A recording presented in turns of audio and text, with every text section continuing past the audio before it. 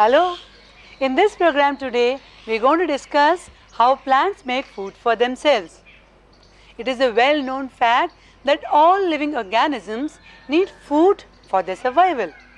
We as humans need fire to cook the food we eat. In the same way, plants also need a few things which help them make their food. And these things are air, water and sunlight. Sun is the main source of energy on Earth. The green plants have the ability to use sun's energy to make their food. Green plants have special organelles in their cells called chloroplast. A green pigment called chlorophyll present in them has the ability to capture the sun's light and make food for plants. The extra food is stored by the plants. This is then passed on to other organisms, that is, animals and humans, when they eat the plants. Hence, they also get energy. Thus we know now that the sun not only gives us light, but its energy can be used by these green plants to make their food. All plants are made up of small building blocks called cells. The cell of green leaves have a special organelle in them called chloroplast. A green pigment called chlorophyll is present in them, and this has the ability to make food for the plant. They are also called the chemical powerhouses or the kitchen of the cells.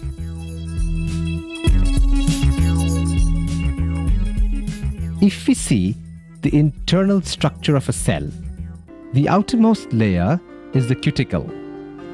Below this is present the epidermis. Just underneath the epidermis is present a layer of palisade cells. The chloroplast is present in these cells. Two distinct regions, grana and stroma, are present in the chloroplast. What you see are spinach leaves.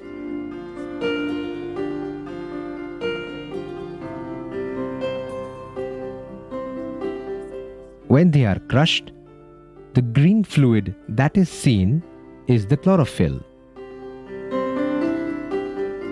In desert plants like cactus, the leaves have been modified to spines to prevent water loss. The stem is fleshy and green, which has chlorophyll in it, and it makes food for the plant. Now it is certain that it is because of the green pigment chlorophyll that leaves are able to make their food by photosynthesis. Now we are going to see how this process actually takes place. The sunlight that falls on the leaves is trapped by chloroplast. The lower surface of a leaf has tiny pores called stomata. Carbon dioxide from the atmosphere enters the leaf through these stomata. The roots of plants absorb water from the soil, and it gets transported to the leaves through special cells called xylem. Water and carbon dioxide react chemically in the presence of sunlight, and chlorophyll to form glucose and oxygen. This oxygen is released back into the atmosphere, which is used by humans and animals during respiration. This reaction is a biochemical reaction in which oxidation of water and reduction of carbon dioxide takes place. All plants are not green. There are some non-green plants like mushroom. There are some plants which have some other pigments in their leaves which too can make food for the plant. Now let's see how these types of plants manage their food. Mushrooms are non-green plants that belong to the fungus kingdom. They do not contain chlorophyll, hence cannot make their food. They get their food from dead and decaying matter. Some plants like Cuscuta are stem parasites. They get their food from other green plants. They grow on their host plants and steal food from them. Some plants, like purple witch, are root parasites.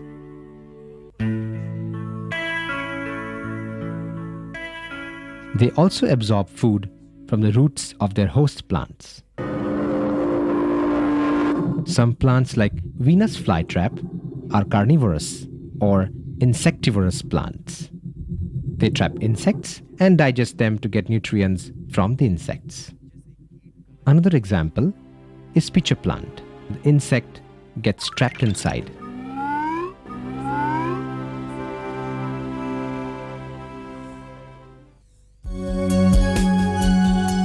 Some plants have pigments called carotene and xanthophyll. They are red or brownish in color. Some other plants have purple and red pigments called anthocyanine. All these pigments are also able to make food for the plant. Plants grow in water too. They are called aquatic plants. In this section, we will see how aquatic plants make their food.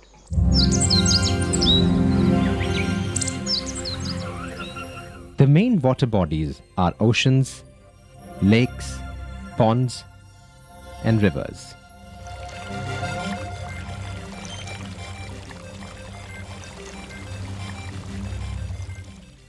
The green plants growing in them also have the ability to make their food. The transparency of water is helpful for them to do so. Sunlight can penetrate to the bottom of the water bodies and is used by the green plants for photosynthesis. They use the carbon dioxide dissolved in water. The oxygen produced as a result of photosynthesis is used by the aquatic animals for respiration.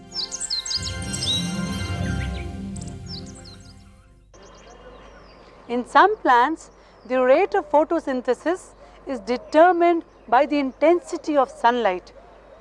The leaves may be of different shapes and sizes, but their structure as well as arrangement is well suited to receive sunlight.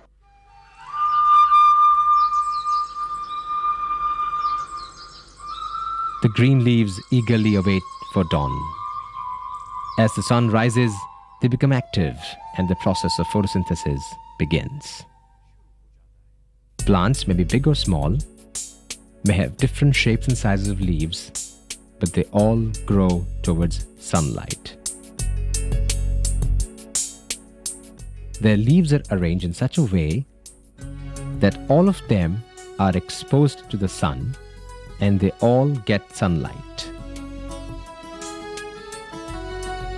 And the whole day, the plants are busy making their food. After sunset, the process of photosynthesis stops. And the plants have time to rest.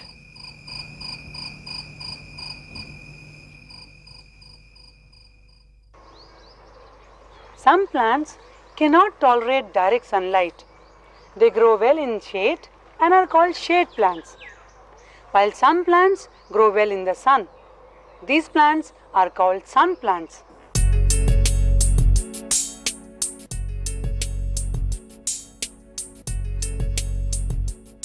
Different plants need different intensity of sunlight.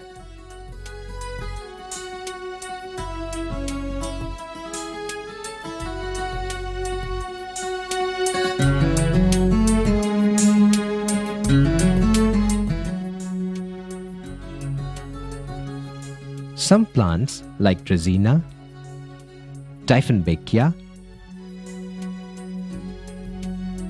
Hansraj,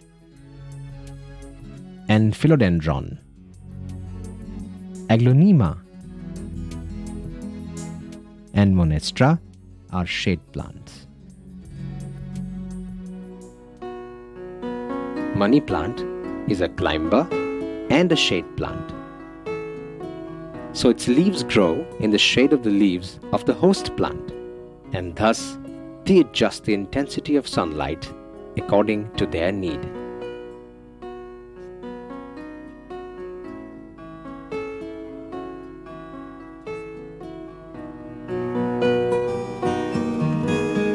Some trees like oak and cocoa are also shade plants.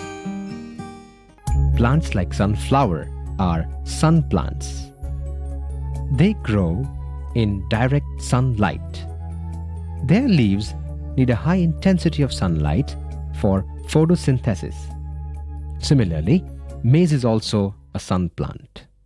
So students, we saw how different plants have modified themselves to receive the proper intensity of light.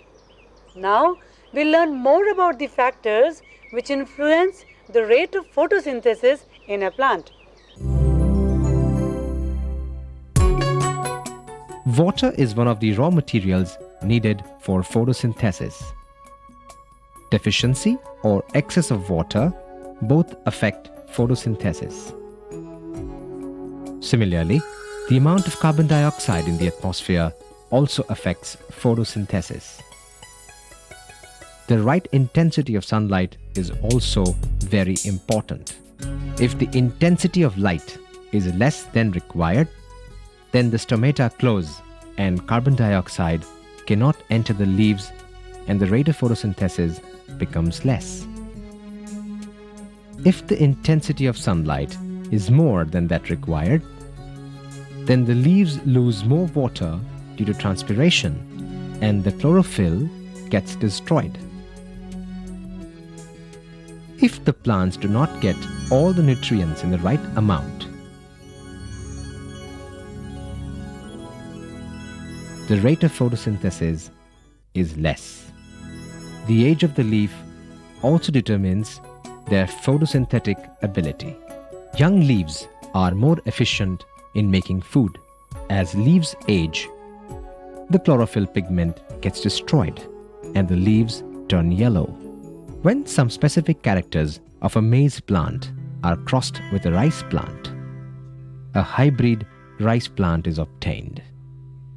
It is seen that photosynthesis in this hybrid increases and a better rice yield is obtained. Now we'll talk about the importance of photosynthesis in our ecosystem. We'll also discuss how food is stored in different parts of the plant. As you can see, this is a lemon plant which stores food in a fruit. Plants use the energy of food they make for the daily needs. The extra food is converted into starch and stored by the plants in different parts of their body. Potato is an underground stem that stores its food in their tubers. Beetroot stores its food in the roots.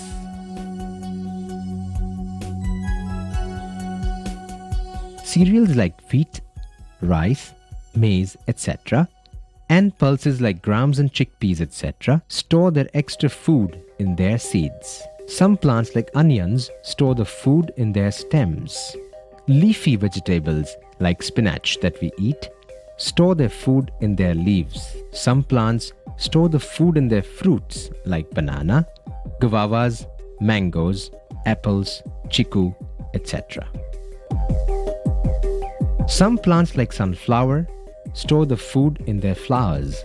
Plants have carbohydrates, fats, proteins, vitamins, minerals, medicinal compounds, and fibers in them. Plants are an important link in the ecological balance prevalent on our earth.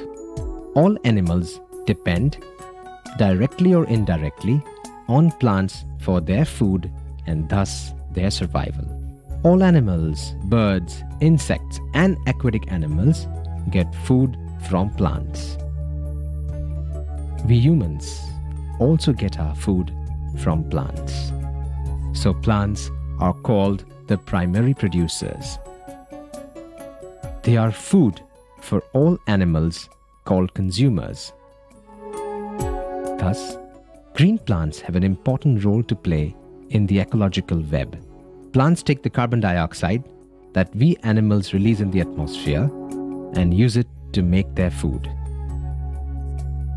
They release oxygen into the atmosphere, a gas which is important for the survival of all living organisms. Therefore, they help to maintain a balance of oxygen and carbon dioxide in the atmosphere.